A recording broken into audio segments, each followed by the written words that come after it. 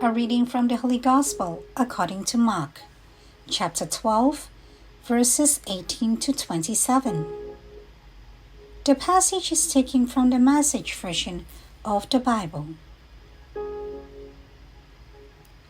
Some Sadducees, the party that denies any possibility of resurrection, came up and asked, "Teacher, Moses wrote that if a man dies and leaves a wife but no child, his brother is obligated to marry the widow and have children."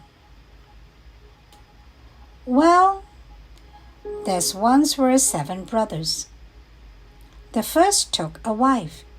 He died childless. The second one married her. He died, and still no child. The same with the third. All 7 took their turn, but no child. Finally, the wife died. When they are raised at the resurrection, whose wife is she? All 7 were her husband. Jesus said, "You are way off base, and here's why. 1. You don't know what God said. 2.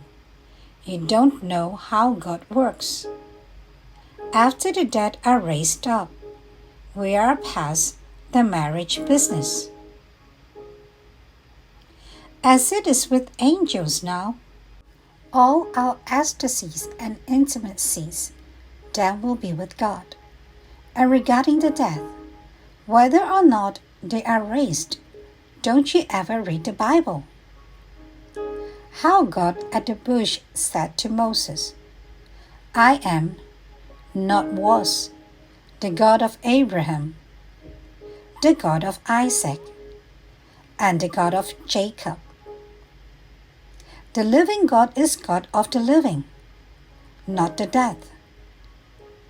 You're way off base." The Gospel of the Lord. Good morning. I am Father Jose and this is Coffee with God. Let us now listen to a short reflection on the Holy Gospel according to St. Mark, chapter 12, verses 18 to 27. God of the living. Life after death is a reality that we find easier to acknowledge than to explain. We talk about it using the language of the present, which is the only means we have.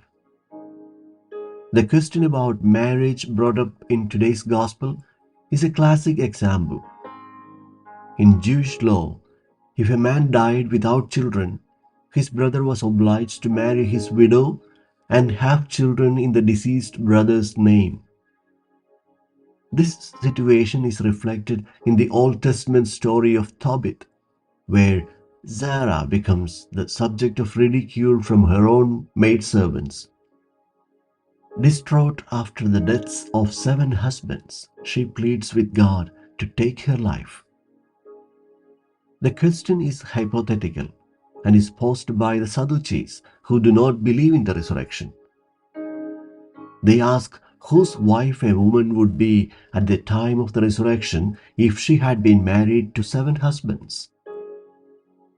This question reflects the type of dodging employed by Israel's teachers. However, Jesus changes the focus of the discussion by explaining that in heaven there will be no marriage and no childbearing.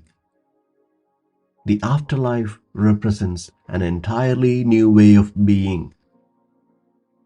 We often speculate about the afterlife, drawing from our present experience. However, the truth is that the life after death is a mystery of God's plan, and we are meant to be part of it. The challenges we face now are insignificant compared to the greatness that is being revealed to us. We are being saved not because of our own merit, but by God's grace. Death has lost its power, and the path to life and immortality is open to us. This has been made possible through Jesus our Savior.